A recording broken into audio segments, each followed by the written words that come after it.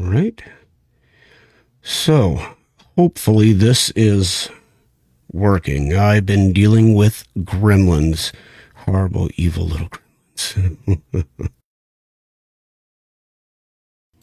So, when I go online, it says that for my phone, it says that there's a bug, there's going to be an update or a fix or something like that going on. I have no clue. When I try to log in from my computer to go ahead and run this episode, well, I literally dealt with about 25 minutes of refusals and denials, and I do not have the appropriate permission.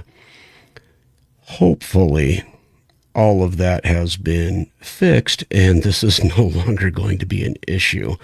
Apparently, from what the app told me, they're working on a fix, and I'll just have to update that when it comes time. Oh, don't you just love technology? Really, I don't. Not even a little bit. Not even at all. So hopefully everyone's having a pleasant and happy Saturday evening. I'm just double checking right now to make sure that the page is up and it is running.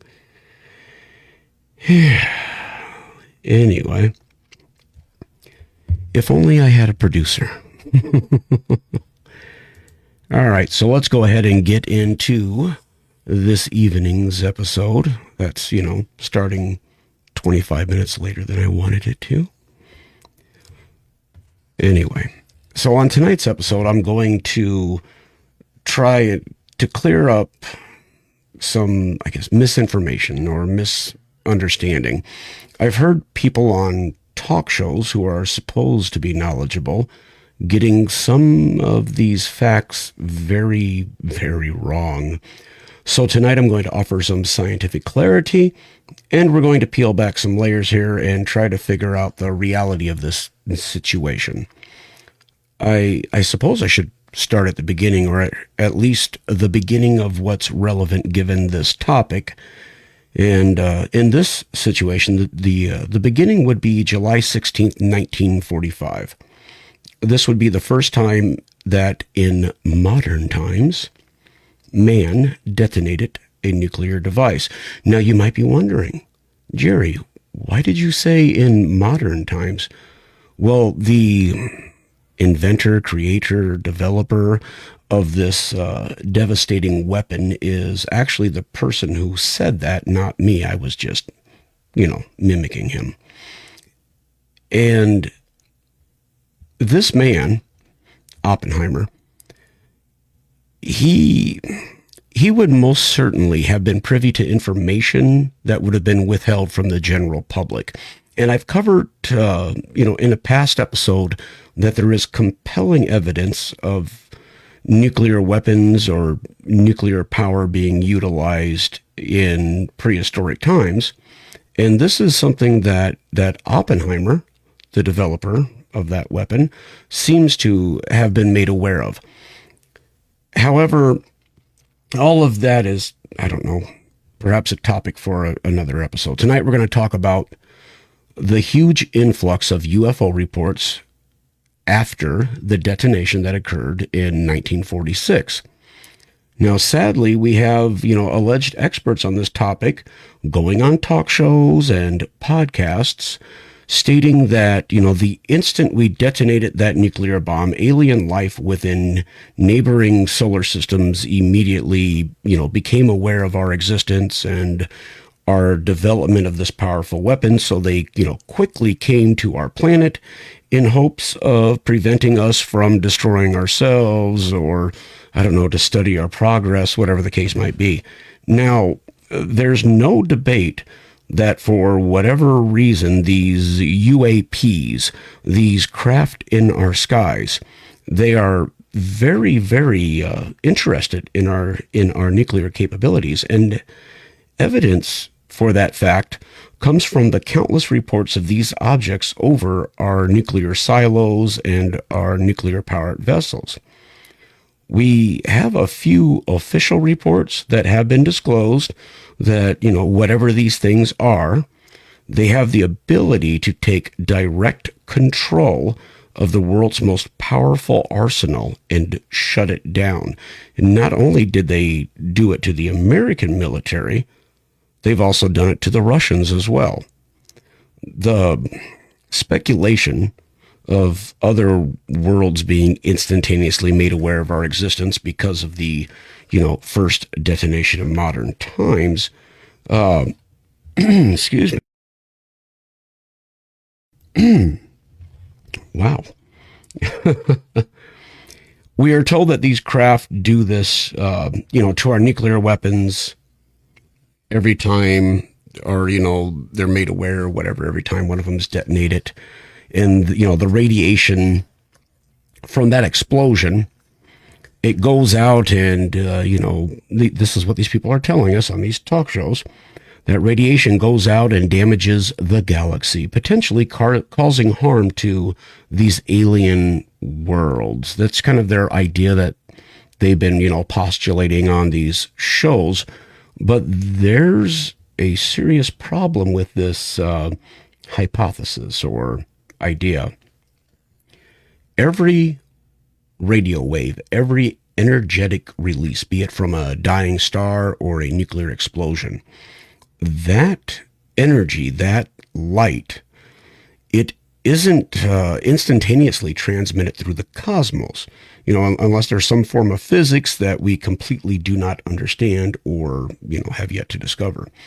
Aside from that, the radiation, which is being, released, its damaging effects are not going to be felt thousands of light years away. They're not even going to, escape our own solar system. So this idea has no basis in reality. Something else I need to mention only because I've heard it, a few different people or, self-proclaimed experts getting this wrong. So I feel I need to talk on this just for a minute. Light cannot travel faster than light. I get that sounds funny, but it's true. Energy doesn't travel faster than light. Sounds, shock waves, basically anything that travels in a wave, none of it is going to surpass the speed of light. And I'm going to use this as an example because actually I heard somebody talking about this on a radio show recently. And he said that, life on another planet can instantaneously, detect the radiation coming from Earth, coming from these explosions. And I'm going to kind of use what he said or the planet he was talking about. So essentially, we have an exoplanet that is 120 light years away. Every time they observe Earth, they will see us as we were 120 years in the past. They cannot see what's happening right now because the light reflecting off Earth and traveling to theirs, that light is going to take 120 years to reach it. Hence, they're 120 light years away. If they somehow, have the means to detect a nuclear explosion on this planet, they will not be aware of the first nuclear detonation in 1946 until the year 2066. They're not going to know about it in 1996 or 2006 or 2065. It's going to be 2066. It's going to be precisely and exactly to the millisecond, 120 years, if that's precisely how far away they are after it was detonated. So if we're going to move forward with the premise that, UAP reportings increased drastically after the first nuclear detonation, and, from all the reports, that does appear to be what occurred. There was this huge increase. Then we're going to have to look at other possibilities than, they detected the radiation instantaneously. Now, you can go down the list of the most prominent and, well-respected theoretical and astrophysicists, and almost every one of them will tell you that there is compelling evidence for the multiverse. Most of them absolutely believe in the multiverse hypothesis as well as parallel realities. Now, parallel Earths existing in the same time frame as we are right now. And in many cases, those Earths, they're going to be very similar to what, you see when you walk out your door and look around. It's going to be very similar to what we have right here. So just to name drop, just to name a couple of these folks that are on board with the multiverse theory, you have probably the most well-known gentleman, and that's going to be Neil deGrasse Tyson. You also have Stephen Hawking. I don't know who do you think's more well-known, Stephen Hawking versus Neil deGrasse Tyson? I don't know. But we also have Brian Cox, Brian Greene, Kip Thorne. List goes on and on and on. Now, I am going to tie all of this together, don't worry. But first, we need to understand that gravity is the weakest of the 4 fundamental forces in the universe. There's no reason for this within physics. And honestly, understanding gravity is something that eludes physicists. We know what it does. We can see the results of it. We can calculate the gravitational pull and everything else, but the fundamentals of it, we don't know. Physicists do not know. But I do have my own little hypothesis, and I think it makes sense. Unfortunately, it does not fit into that pre-constructed scientific box, so they're not in a hurry to evaluate this possibility, I'm sure. So I would argue that the 3 other forces are confined within this reality, this universe. However, we know that gravity distorts the fabric of space-time, the space-time fabric. And I would argue that this distortion is not limited to just the reality or the universe that we exist in, but rather it tugs at the neighboring parallel universes. I hope that makes sense. So in doing this, that force, that gravitational force, is dispersed and weakened. That's why a gravitational well, okay, you know what a gravitational well, like black holes, heavy bodies, these are all gravitational wells. Within another universe, this is why they do not directly impact us, because it is weakened, it is dispersed. But I would theorize that given enough time with enough technology, we could detect those gravitational fields within our neighboring parallel realities. And, I'm sure most of us are familiar with the fact that a nuclear bomb releases an enormous electromagnetic pulse when it's detonated. One of the war game scenarios that our military is concerned about, they've played out what would happen, is if a hostile actor, a foreign country, if they were to detonate nuclear warheads above the continental U.S., the resulting EMP would destroy our electrical grid. I mean, we would be plunged into darkness. So now we know now that we know when these bombs are detonated, there is this enormous electromagnetic field which is generated, right? But what some of you might not be aware of is that those large electromagnetic fields, they also generate gravity. Our technology in the last decade has finally allowed us to understand that explosions throughout the cosmos generate something called a gravitational wave. And when we detonate these bombs, we do, exactly the same thing. It does create a gravitational wave. And, again, perhaps this is a topic for another episode, but I feel compelled to mention that I absolutely believe we could have been visited by an advanced species in the past. I absolutely believe that at least, some of the visitors to this planet are from right here in this, let's call it this reality. But with the detonation that occurred in 1946 and the subsequent utilization of these bombs, I believe it was a shot heard around the multiverse, if you will.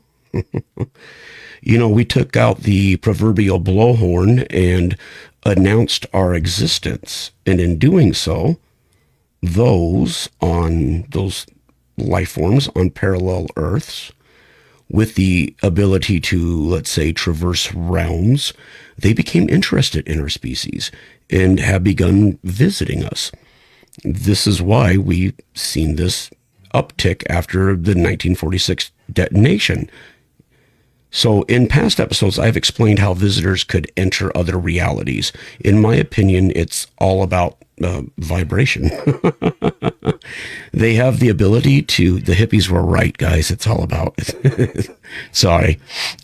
So they have the ability to change the resonance of their craft to align with, the vibration or the resonance of this world. And in that instant, they are here. Can you hear that snap?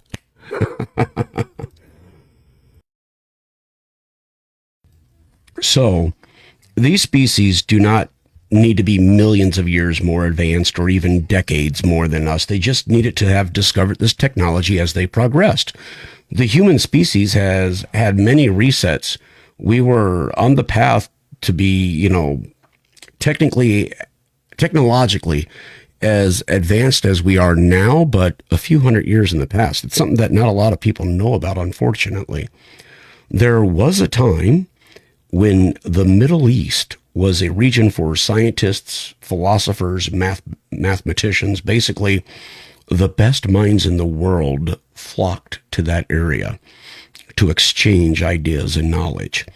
And tragically, this period of enlightenment ended in the year 1258. And because of that, because this region turned their back on science to pursue fantasy, the scientific evolution of our species was stopped. We did not again reach that level of, scientific pursuit for a few hundred years. We were extremely hindered because of that. If you think about it, we could have had an Isaac Newton or a Galileo 300 years earlier. Copernicus could have arrived 200 years earlier. Imagine a reality where the first man landed on the moon in 1976, in 1769, or maybe the first woman landed on the moon in 1769. But we could have had colonies on other worlds by now. And maybe in a parallel Earth, in a parallel reality, the human species did just that. But that aside, imagine if one of our scientists figured out transmedium travel shortly after the Wright brothers took flight.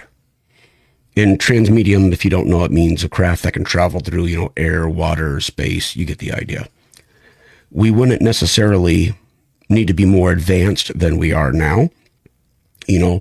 Our medical field could be exactly where it is now. Computers, technology, for the most part, everything could be right where it is now, except at the same time, right after the Wright brothers figured that out, they said, hey, let's build something that can go into space, fly through the air, and travel like a submarine without experiencing, friction. I know it sounds wild, but it's possible. And what we're learning about these parallel realities where there's a divergent in the timeline where every path that can be taken has been taken, then yeah, that happened somewhere. So, on another Earth, they might have different elements, exotic ways of generating power that we just do not have available to us here. Could be a different type of sun with different, again, elements. So this is why, as much as I love the guy, there's just things that he says. So, and lots of scientists say this, but again, Neil deGrasse Tyson, he's probably the most prominent. He was on a show and he came out and said, they're so advanced that they travel to this world, but then crash in the desert. And, that's, again, one of his arguments for, stating why we have not recovered UAPs or UFOs as it used to be. But my question is, why would that be a surprise? The best technology we have today makes errors. The best technology a million years from now will still make errors just like humans will. But look at it this way. Okay, so you have the ability to instantaneously travel to another Earth, another parallel reality. But the gravity on that planet might be different. The atmosphere it would be different. The solar radiation could be different. Maybe their Earth is more, cavernous and has a lower gravitational pull, or maybe it has a larger core and it has a higher gravitational pull. So they suddenly find themselves here, and yes, they're going to hit the ground. Or what if their Earth has, even a stronger or weaker magnetic field, and then they suddenly find themselves in a foreign environment, and their systems, they just can't recalibrate quickly enough. Again, these are all issues that's going to plague any species. We're not gods, and neither are they. We're not suddenly going to reach a level of advancement and there will no longer be, technical difficulties. Yeah. That's always going to plague every civilization until, they're wiped out of existence. So I don't think that the idea of an alien craft, even a million years more advanced than us, coming to this planet and having an issue and crashing is preposterous. I would, however, say that it is probably very rare, and that does seem to be the case. For as many reports as we have, for as often as we now know that they are being seen, and that regular airliners are seeing them, and in addition to our military, it doesn't seem like they crash very often, so it is a rarity. So, to me, it's no different than when skeptics within the scientific community come out and say, if there's so much, life everywhere in the universe, why haven't we heard anything? We've heard them, the skeptics say that. If there's life out there, if the aliens are visiting us, why don't we hear them? Well, if you have a technologically advanced species, and especially if that species has colonies and ships traversing interstellar space, they're not going to rely on radio communications. And there's going to be two limiting factors with this. You're going to have, in utilize, or relaying information in this form. The signals are going to dissipate and drop below background levels. And that's going to happen in a, relatively short distance, at least when we're talking about space. I know that we like to think about aliens on some world 50 light years away watching I Love Lucy. And there's been, that skit has actually been in a comedy, an alien comedy. But the truth of the matter is that those signals, they did not make it out of our heliopause. And if they did, within just 1 light year, and the math's been done on this, guys, within just 1 light year, they're not, those waves, those radio signals, they're not going to be distinguishable from the background radiation of our universe. The other, and in my mind, or in my opinion, the larger issue would be this. Even if they could, direct and amplify this communication wave, because you need to understand, this is all a wave. But if they could do that to send this information to their colonies or to their ships, it's going to take a very long time to reach its destination. you're not going to have rapid communications with your home planet if you're, a colony on some other world. Even if that world is, let's say, 2 light years away, right? The moment you say, "Hey, how you doing? What's going on?" It's going to take 4 years before you get a reply. It's going to take your hello 2 years to reach them, and their reply 2 more years to reach you. So you have 4 years of nothing but just, twiddling your thumbs waiting. So that's why I think, at least with today's technology, the whole SETI program where they're trying to, eavesdrop on radio waves, that's probably not really going to happen. I mean, don't get me wrong, we might occasionally, get a signal, and I do believe we have had that happen in the past. The most prominent would probably be the wow signal, the WOW exclamation point. But that was back in 1977. But the majority of communication, it's most likely going to involve a type of quantum entanglement. That way it's instantaneous. Now, getting back on topic here for why they started visiting us after this detonation. Another possibility offered to us by, some in the UFO community, and hey, God bless you, everybody has their opinions, their ideas, go with it.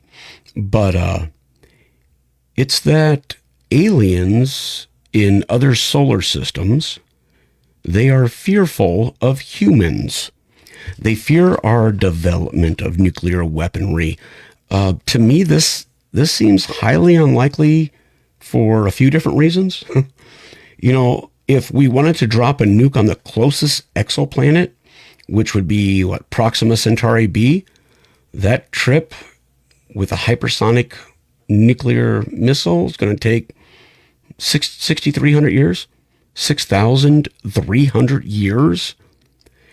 And any spacefaring species should not have any problems diverting or destroying a nuclear bomb, especially since it's going to be traveling through space for over 6,000 years. Even having, a human-made spacefaring vessel equipped with nuclear bombs as a means of defense, that concept is equally as preposterous. And Neil deGrasse Tyson has talked about this even, and he's right. He's not wrong. To think that we're going to travel the cosmos and our means of defense is going to be nuclear warheads aboard our starship, that's not going to work. I don't think people appreciate the vastness of space. We think about, how, and as of late, we've been a little worried about Russia, right? They're, so proud of their missiles, their new hypersonic missiles, and that, they can launch them and they will go from Russia to, and hit us in America within minutes. But that's nothing. That isn't fast. Not really. Not in the grand scheme of things, especially when we are talking about the distances we're dealing with when it comes to space. So let's say we wanted to attack a ship that was as far away as the moon is from Earth. Let's say tomorrow we discover, this huge ship coming towards planet Earth, and we know for certainty that it is going to spell our demise. And it is exactly as far away as the moon is from us. And we launch the fastest hypersonic nuclear warhead to blow this thing up. That missile, it's going to take it 60 hours to hit that vessel. 60 hours. That ship is going to be long gone before that missile even gets close to it. So with all that said, the the whole premise of extraterrestrials with the ability to visit our planet from another world within our galaxy or our reality, being concerned about or fearful of our nuclear prowess, even if that world was in our galactic backyard, it makes no sense. Quite literally makes no sense. The defensive or offensive capabilities and weaponry of a ship that can traverse dozens or hundreds or thousands of light years, a species that has developed, FTL, or faster than light travel, it would be so far beyond our comprehension. It would be, it's magic. We would say, oh, it's magic. The thought of that species being afraid of anything that humans could do is beyond comical. I think, the idea of space nukes, that's what I'm going to call it, space nukes. I think at least in part it was brought to us by, the good old photon torpedo. Star Trek, guys, Star Trek. I grew up watching reruns of the original series and, The Next Generation, Deep Space Nine, Voyager. The geek within me was strong, even as a child. But, space has always fascinated me. So the idea of humans living that lifestyle, traveling aboard spacefaring vessels, honestly, I thought by the time I was an adult, I became an adult, we would have things like that. I thought I'd be in Starfleet by now and, traversing the Milky Way, having a good old time with Captain Kirk, but apparently not. But, we probably do, though. We probably do have these ships. It's just it's not public knowledge. We were made aware of Project Solar Warden, thanks to Gary McKinnon, who hacked NASA. It was back right after 9/11. And after him, we've had others that have come forward and talked about both Project Solar Warden and something else called Radiant Guardian. And basically, we have vessels in space with non-terrestrial officers aboard them. And, these guys get laughed at. Of course they're laughed at. That's just crazy talk. Just like, every other whistleblower, until eventually the truth gets revealed. Then, oh, hey, oops. That's happened time and time again now, hasn't it? So let me geek out here for a minute. The weapons of Star Trek. They might be good, or, well, I don't know about good. They might be okay for close-up battles. Oh, I had to take a drink, sorry. Usually, so if you're a fan of this series, usually whenever they engage in a fight, the enemy is 100,000 kilometers away, Captain. Ready torpedoes and phasers, okay? So 100,000 kilometers away, that equals to a little bit over 62,000 miles in distance. Or another way to look at it would be this. The distance between the two vessels would be 5 Earths, or a quarter of the distance from Earth to the moon. So, yeah, it's far, but it's not. We always think of things like this as being, oh my God, so far away because we grew up on this rock, on this little blue marble. The Earth's 22,000 miles in circumference. God, 1,000-mile drive takes us a day to get there. Oh, geez, this is so far, but it's nothing. Literally, it's nothing. So we can do the math on this. Okay. God, I'm a geek, guys. All right, I'll make it quick. In Star Trek, the photon torpedo travels right about a quarter of the speed of light, or 167,500 miles an hour. I hope I did my math right on that. So at this relatively close distance, it's going to take the photon torpedo about 22 minutes to hit its target. In 22 minutes, again, it's going to be gone. It's not going to be there anymore. I hope I'm not boring you all with this geek talk. But my point is this: any civilization that's going to venture into space will be equipped with weaponry that can, you know, travel at the speed of light or perhaps faster. Well, actually, this could go one of two ways. Perhaps, perhaps it is impossible to make a weapon that can exceed the speed of light, although I highly doubt it.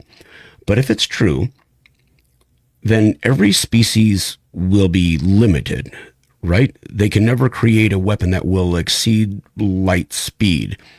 So the only other option, if engaging in interstellar battle, would be to quickly catch up to a ship, attach to it, cut a hole in the hull, and then invade. Just go in and take it over. And maybe you can bomb them when you get really close. I don't know. You know, even if you were in a ship that could travel faster than the speed of light, whatever weapon you fire from it, it's not magically going to, you know, speed away from you because you're already going, let's say, you know, warp 2 or whatever the case might be. You're already going faster than the speed of light. If you're utilizing some type of a warp bubble, then sure, okay, that missile, we're going to keep this really simple, might be pulling away from you when you fire it for the distance of that bubble, that warp field. And maybe it extends 10 miles or 100 miles. It don't really matter. The distance does not matter because the issue becomes once that missile, that weapon, once it exits that time distortion, that space fabric manipulation, it's going to immediately and drastically slow down, meaning you will collide with your own weapon. And that's not a good thing, y'all. You don't want that. You just blew yourself up. Good job. But there's one theory floating around right now, and it seems to be getting a little bit of traction. If it becomes science fact, if this becomes, you know, or is proven to be a reality, then everything is out the window. Yes, other worlds could have known within milliseconds of the first nuclear detonation, and better yet, we could utilize this as a means of propulsion drastically exceeding the speed of light. And this is called the torsion field theory or hypothesis. If this is a reality, then the effects of that first bomb, that, you know, first nuclear detonation in modern times, the effects of that would have traveled at 1 billion, with a B, 1 billion times the speed of light. Now, if we could harness this, if we could use this technology as a form of travel, you could go from one edge of the known universe to the other edge of the known universe in 94 years. The Andromeda galaxy, we could reach it in 22 hours. We could go from one edge of our Milky Way galaxy, our home here, we can go from edge to edge in 3 minutes? Less than 3 minutes. This new proposed theory, you know, it has a ways to go before it would be accepted by the scientific community.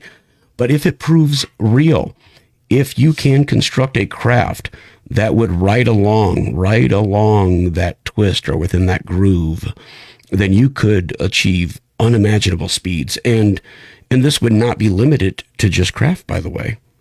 If this proves real, then this is most definitely something that advanced species would utilize for communications.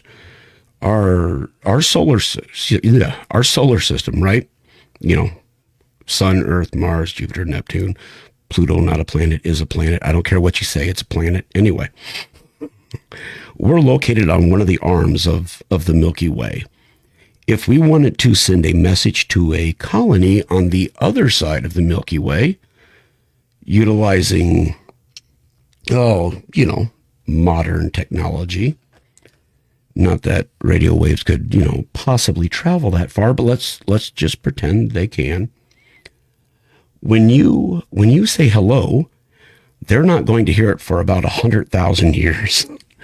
But now if we could utilize this torsion field, well, now you're talking about just a couple of minutes, perhaps less. And, no, it wouldn't be as convenient as picking up your Apple or your Android and calling your buddy that lives on the other side of the planet and having that instantaneous back and forth conversation.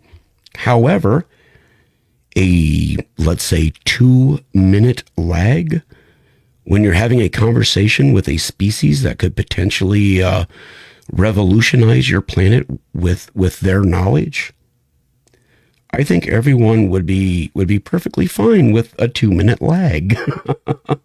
And I don't know. All of this, the